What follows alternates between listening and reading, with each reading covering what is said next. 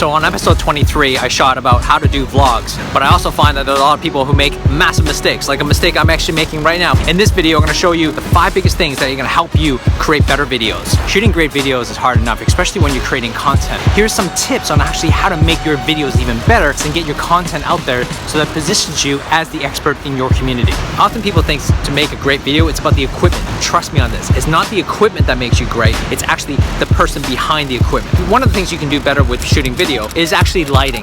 Lighting when you go outdoors like this is actually perfect. So if you can see, as I move towards the sun directly behind me, what happens to the shadow of my face. Now let's check it out when we change the view a little bit. All of a sudden you can sort of see how sun in front of me, not behind me, really changes the landscape. Being over here, you can see how dark this is. Being over here, you can see how light. The challenge, of course, is the scenery. This behind me is not as pretty as it would be here. You just gotta make that determination of what do you actually want to shoot. It's a great scenery, but the problem is that shadow. You can see how I move around the sun changes the context. If you want a great scenery, you might just need to do it this way. There's a bit of sunlight coming across here, and you still get the beautiful backdrop. From the East Coast perspective, it's very hard to shoot scenery of the ocean first thing in the morning because the sun will be directly over this way. To shoot at the afternoon where the sun's on the west side is actually perfect lighting on this side over here. But if you're on the west coast like Perth, Australia, or Los Angeles, shooting it in the afternoon is probably not the best time because the sun will be directly on the ocean. First thing in the morning will probably be the best thing if you want to do an ocean view. The other ways of doing videos is actually using the light from the outside. By standing close to a window, you can actually use light from the outside. However, the biggest mistake you can make is the same thing, is never put the sun behind you. You can see how dark my face gets. Make sure the light is always to the side of you or in front of you. One of my biggest pet peeves of watching videos is when it's shot in portrait, just like this. See the difference when you're actually watching this. This is portrait, this is landscape, this is portrait, landscape, this is portrait, landscape. Look at the amount of space you actually have over here on the sides. You see the black lines on the sides? It's wasted space. You could utilize that.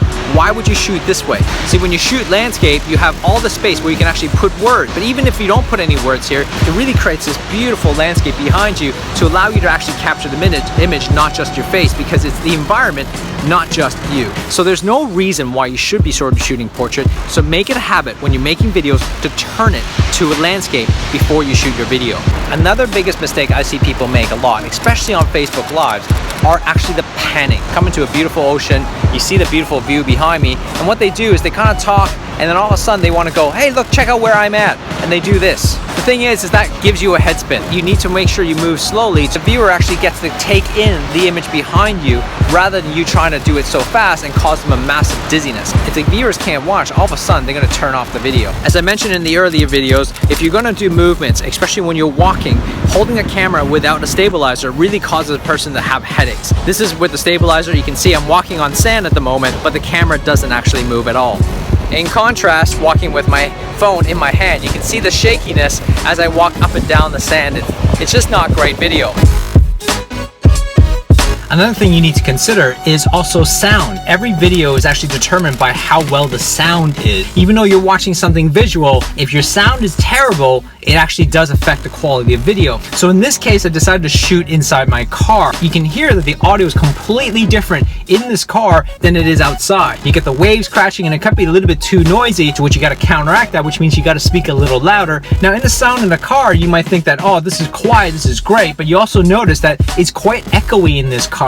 You got to factor in that the echoiness, I'm not sure if that's even a right word, the echo in the car can actually affect the audio. Consider all those factors whether or not this affects your quality of video. And I want to be clear that I'm not trying to get everything perfect, because let's face it, I'm shooting these videos every single day. I'm not looking for the perfect shot because I'm not looking for the perfect video. What I'm doing is I'm trying to make as many different shots as possible, which means the audio sometimes is going to be a bit off, sometimes the visual is going to be a little bit off, sometimes my lighting on my face is going to be a bit off. I don't care so much. I'm just trying to give you the best tip possible to help you create your videos to make it that much better compared to your competition. It helps if I actually press record. Press record. Press the button. It's red. Nope. You think maybe you're colorblind and you can't see the red screen? I do see red on that screen.